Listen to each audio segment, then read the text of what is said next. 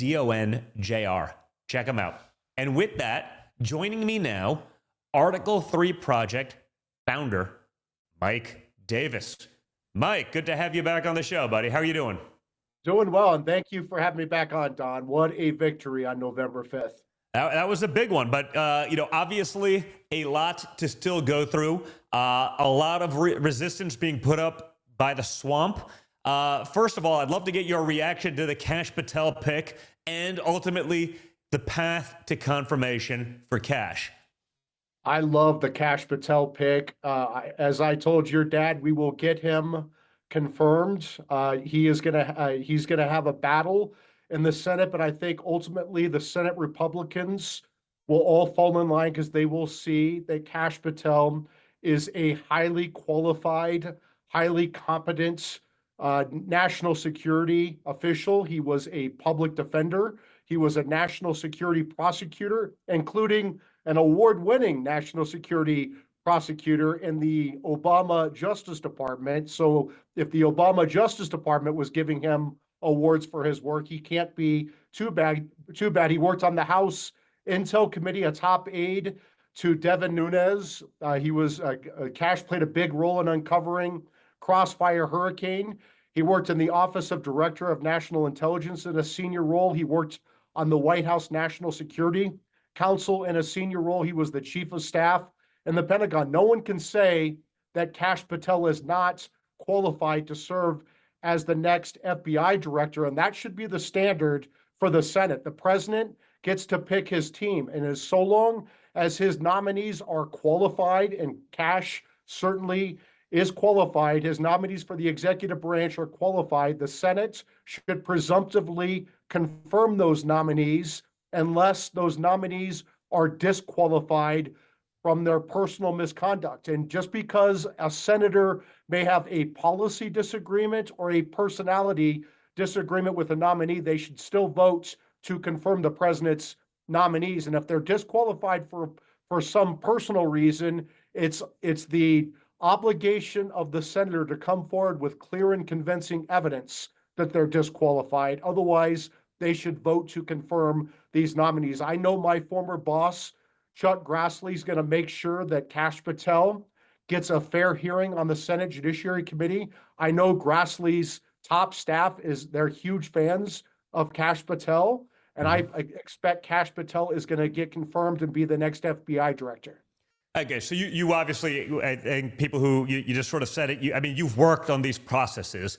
You worked for Chuck Grassley, senator from Iowa, during my father's, last confirmation process when he was going through that. But what is that confirmation process like? Can you take us behind the scenes and how you see this playing out? Because you're right, a president is supposed to get to choose their cabinet. But, I feel like, hopefully the new class, we're starting to get the old guard out.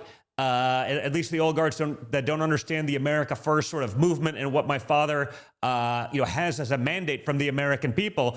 But it does not seem like they take that into account all that often. They do let personal vendettas, or they're gunning for themselves or their buddy.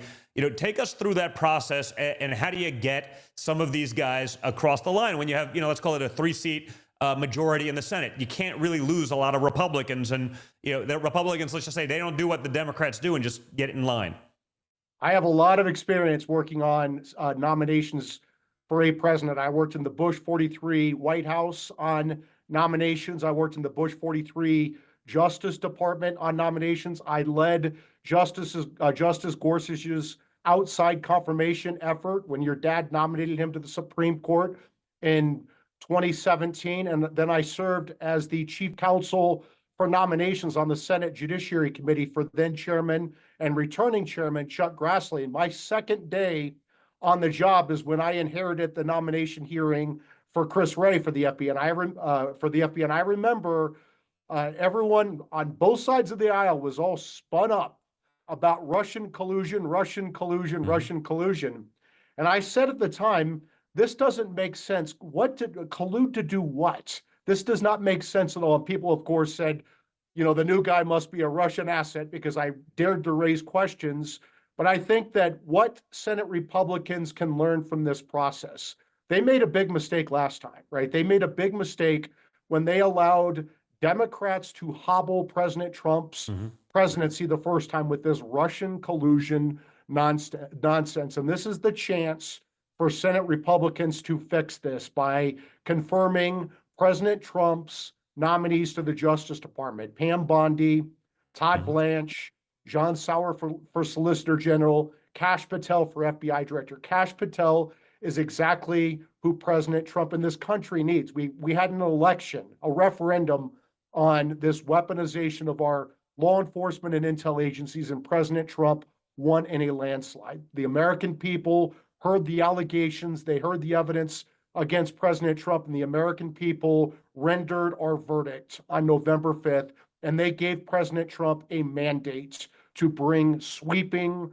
reforms to the Justice Department, including the FBI. And what needs to happen is this Kash Patel, I'm going to help him through this process, through the Article 3 project, along with Pam and Todd and John and anyone else who needs the help of the Article 3 project, because we're going to make damn sure the Senate votes to confirm these highly qualified nominees so President Trump has the team in place for him to do what the American people elected him to do. President Trump doesn't pick Senate staffers, and these senators should not pick his staff. As long as they're qualified, they should confirm them. And so what's going to happen is that Kash Patel will continue to meet with these senators privately. He's having very good meetings. He'll go through the process. He's had top secret, sensitive compartmented information and secure access programs. He's had the highest levels of security clearance, so he's not going to have a problem with his background investigation. They'll have a public hearing for Kash, and then they'll have, after the hearing, they'll send him questions to answer, and then they'll have a markup vote on the committee, and then they'll vote him to the floor, and then the Senate will vote to confirm him, and we'll make damn sure that happens at the Article 3 project. So, Mike, what exactly is the swamp so scared of when it comes to Kash? I mean, if someone says he's going to do the things that are just part of that mandate, he still has to follow the law. We know he's qualified. We know he cares about the rule of law. We know he wants equal application of our laws. What's at issue? I mean, isn't that something that America should want? And, obviously Democrats are going to do what Democrats do, but why do Republicans go in line, go for them? They nominate, Democrat people, they back them, or at least some of us on the Republican side, they back the Democrats who, they backed Eric Holder. They backed Merrick Garland. Why is it so hard for us to get these things through? And what are they so afraid of with Kash?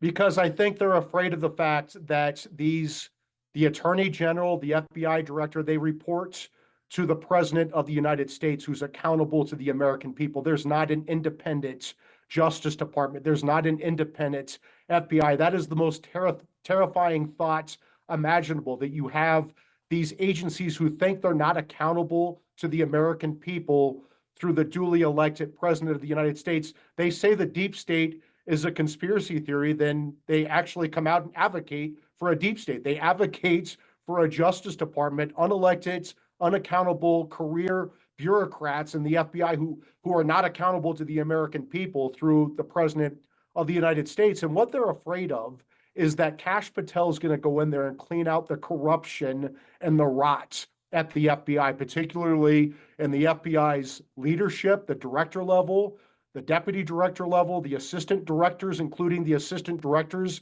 in charge of the key field offices like the Washington field office and the New York field office and the field office down in Miami. Because guess what? There has been a corruption of the FBI. It started under Obama. It started with Crossfire Hurricane, and it's on steroids now under Joe Biden. And that's why they're terrified. They're terrified that someone like Kash Patel, who actually knows where the dead bodies are buried and actually is a skilled, competent, highly qualified operator, is going to go in there and clean up that mess. So, related to that, do we know what's going on at the FBI at this hour? Can we demand that records be preserved? I imagine, like we saw, I guess it was the DOJ, industrial shredders being ordered. I mean, is there a way to conduct oversight between now and January to stop them from being able to hide the evidence of, what seems very clearly to me was just gross malfeasance and injustice and an abuse of power? Yeah, I mean, if I were the FBI, I would be terrified as well that Kash Patel is going to be the next director, because remember what happens back in 2016, Hillary Clinton got caught with her illegal home server as the Secretary of State. And that not only had our nation's most classified secrets, it had the Clinton Foundation's pay-for-play foreign bribery schemes. The Clinton Foundation would take tens of millions of dollars from these shady foreign actors, and maybe, just maybe, Hillary Clinton, as the Secretary of State, was doing favors in return for that. Foreign bribery, foreign corruption. She got caught with this illegal home server, and so she destroyed the phones. She bleach bit it. The server, she thought the server and the evidence was gone. But guess what? Maybe, just maybe, our worst enemies like China and Russia hacked her server, and maybe they had that evidence. And maybe that's just why Hillary's campaign through Perkins Coie worked with the FISA courts, lied to the FISA court, spied on the Trump campaign, spied on the Trump presidency. So when this evidence came out before 2016, they can say it was a campaign dirty trick between the Trump campaign and the Russians. And you say, Mike, that sounds crazy. How could you possibly think that? They did the same thing with Hunter Biden and the Biden family corruption, with the 51 former intel officials coming out, working with the CIA, saying that Hunter's laptop from hell had all the hallmarks of a Russian disinformation campaign. They deplatformed America's oldest newspaper, the New York Post. Guess what? Trump declassified Crossfire Hurricane the day before he left office. He said to get these out there, get this publicly released. The FBI ran to the White House to Mark Meadows and said, if you release these documents, Crossfire Hurricane declassified documents, you're going to violate the Privacy Act. Nonsense. So Mark Meadows, the day they left office in 2021, said, do your Privacy Act review and get out these documents. Well, guess what? They didn't do the Privacy Act review. They did the Mar-a-Lago raid. Look, they know that consequences are coming for this republic-ending lawfare that they ran against your father, that they ran against his top aides, his family, his supporters on January 6th, who were politically persecuted, according to the Supreme Court's Fisher ruling in June. Justice is coming. It's going to get delivered by Attorney General Pam Bondi and FBI Director Kash Patel, and that terrifies these people. And if they've done nothing wrong, it shouldn't terrify them. Yeah. So, Mike, I got a question for you as it relates to the Hunter Biden pardon. I mean, he got a blanket pardon all the way back to 2014. I mean, over 10 years. Why? And is the timing of that related to the Kash nomination? How do you see it? Obviously, we knew they were going to do it. The media is going to tell us whatever they were going to do. And then Joe Biden was obviously going to pardon him once the election was out of the way and it was no longer going to affect him, so they can, play the holier than thou nonsense during an election period. But do you see any connection there? Is this just the way to preserve the ill-gotten gains that the Biden family got from basically, selling Joe Biden's influence around the world? Well, it just times perfectly with Joe Biden joining Burisma's board and doing Burisma's corrupt foreign bidding when Joe Biden was the vice president of the United States. It's amazing that this might be the longest and most broad pardon by a president in American history. We thought that the Ford pardon of Nixon was a pretty broad pardon. Yeah. That only went back 6 years. This goes back like 11 years, and it conveniently covers every possible crime by Joe Biden, by Hunter Biden. So I would say this, though, Don. I think that Joe Biden is going to have to pardon the rest of his family before January 20th, because how the hell do they explain $23 million that House Oversight Committee Chairman James Comer has been able to find through subpoenaed bank records going to what seems like every Biden member's bank account, except for the 6-year-old granddaughter who they finally claimed under political pressure? Yeah, I mean, do you see anything with this? I remember the outrage when, people started the rumor that my father was going to pardon me and the rest of our family just in case they continued their lawfare, and did not. The silence from the media about this lie is fairly deafening. I mean, I think it's great in a sense that, the American public finally understands exactly how broken and corrupt these people are. But, do you remember that and how crazy that vitriol was? My father didn't even do it because ultimately we did nothing wrong. It doesn't stop them from going after us. It doesn't stop them from, pretending we did and pretending that Russia was real. How do you see that? Yeah, I mean, how many times did you and Eric get subpoenaed and have to spend countless hours, countless days in these depositions and dealing with this legal BS by the Democrats? And then Hunter Biden is the bag man for the Biden crime family. Like your family does real estate. You guys put up buildings and golf courses and actually produce things for your money. What the hell do the Bidens do? What did the Bidens do for $23 million that these shady foreign entities have paid the Biden family? Yeah, no, it's pretty nuts. And, the Biden pardon scandal is also a media scandal. I mean, it's not just them. The fact that the media would cover it up this way, the fact that they're going to pretend it's not an issue, it's business as usual. This is somehow, I guess it's Biden's DOJ weaponized against Hunter. I mean, none of it really makes sense. But what role does that play in the minds of lawmakers or the American people? Or are they just going to turn a blind eye to it because that's what they've done for so long? So what needs to happen now that Hunter Biden has been pardoned? He doesn't face any federal criminal jeopardy between 11 years ago and yesterday. So I think that the House Republicans, maybe House Oversight Chairman James Comer, should issue a subpoena immediately for Hunter Biden. He can't assert his constitutional right under the, his Fifth Amendment right against self-incrimination because he's been pardoned. He faces no legal jeopardy. And I think it's really important for the American people to understand if our president of the United States is compromised and how he's been compromised by $23 million to his family from these corrupt, shady foreign actors. And maybe they need to do an intel assessment like the Biden Justice Department did to your father after they did an illegal home raid for presidential records your father was allowed to have in the office of former presidents under the Presidential Records Act. And so, look, they always said nobody's above the law with when it came to your father and his top aides and his family and his supporters. It seems like Hunter Biden's above the law. Can they go after the money? I mean, obviously, he's been pardoned for the criminal activity. Do the Biden family, can they, because it feels like that's, let's call it, they went after, remember the word emoluments really well. Like, if you enriched yourself, if we had a Trump hotel in Washington, D.C., if there was a foreign dignitary and they bought a cheeseburger, we literally had to have teams of accountants there to figure out what that profit was. We donated that to the Treasury along with my father's salary. But does the pardon mean they can't figure out or go after the money that was clearly ill-gotten gains as well? That's just gone. They can get away with murder, so to speak, not just the criminal culpability of it? I don't know if a pardon applies to civil forfeiture. And, the Biden Justice Department liked to bring novel legal theories against your father and his top aides and his supporters.